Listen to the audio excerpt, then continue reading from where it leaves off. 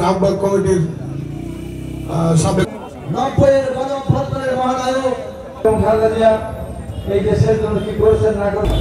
আজকের এই বিশেষ সমাবেশ ঐক্যমত কমিশন বা বিভিন্ন সময়ে বিভিন্ন বিষয় নিয়ে অনেক পয়েন্ট নিয়ে আলোচনা হয়েছে। একবারও কি তারা কোথাও বলেছে, আলোচনা করেছিল যে পেয়ার পদ্ধতি নির্বাচন দিতে হবে? বলেছিল? বলেনি। হঠাৎ করে চরমনায় গিয়ে বলল তার সমাবেশে পেয়ার ছাড়া নির্বাচন করবো না। সেখানে জামাত গিয়ে একই কথা বললো, এনসিপি বললো, আর দু একটা দল বললো। তো পেয়ার ছাড়া নির্বাচন হবে না তারা যেটা বলছে, পেয়ার সিস্টেমের নির্বাচন হয়, তাদের কাছে প্রশ্ন করেছি তাহলে সংসদ সদস্য কীভাবে নির্বাচন করবে? প্রতীকে নির্বাচন হবে তো।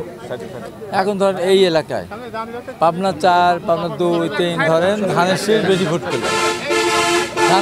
ভোট পেল, কিন্তু তারা একটা পার্সেন্টেজ ভোট পেল, 10 লাখ পার 20 লাখ পার পেল, তার কয়েকটা আসনে আসন তারা পাবে।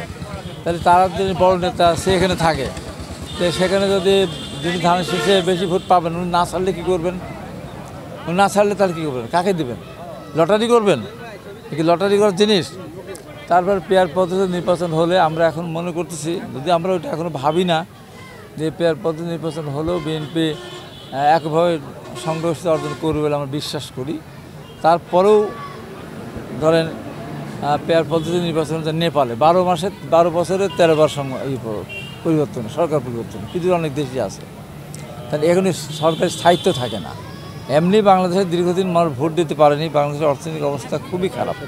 এই মুহূর্তে যদি সরকার এই বেলা এক সরকার, ওই বেলা আরেক সরকার হয়, তাহলে সেই দেশকে সামনে থেকে এগিয়ে যেতে পারবে?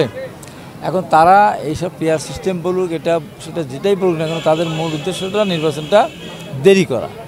নির্বাচনটা দেরি করলে তারা তো ক্ষমতা আছেই, ক্ষমতা রীতিমতো ভোগ করছে। নির্বাচন হয়ে গেল তো আগের প্রক্রিয়া নির্বাচন হলে তো তাদের ক্ষমতা আসার কোনো সুযোগ নেই, যে কারণে তারা এটা দেরি করতে চাচ্ছে।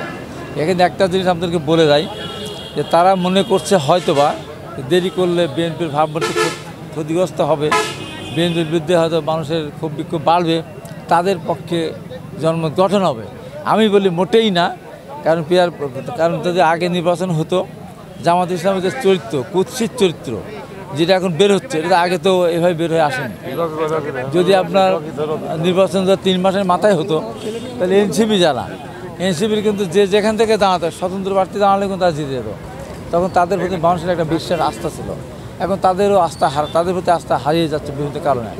আর জামাত বিভিন্ন জায়গায় এখন চাঁদাবাজি করতেছে, ব্যাংকগুলিতে সব লুটপাট করেছেই, এবং তারা যে ইসলামিক দল না, সেটা তো তাদের বিভিন্ন এখন তারা শরিক, তারাই তো বলেছে। আপনার সলমানিকে বলে নাই যে কমিউনিস্টরা দেশ দখল করলে 100 বছর পরেও ইসলাম কায়েম হবে। জামাত যদি দেশ দখল ক্ষমতা যায়, তাহলে এই দেশে আর ইসলাম প্রতিষ্ঠা হবে না বলছে তারা আবার উল্টা চলমানাকে বলছে যে ওরা খায় কি, ওরা টাকা পায় কোথায়, ওরা মানুষের কাছে টাকা নিয়ে খায়, এটা বলেছে। ওদের কথার কোনো রকমের কনসিস্টেন্সি নেই।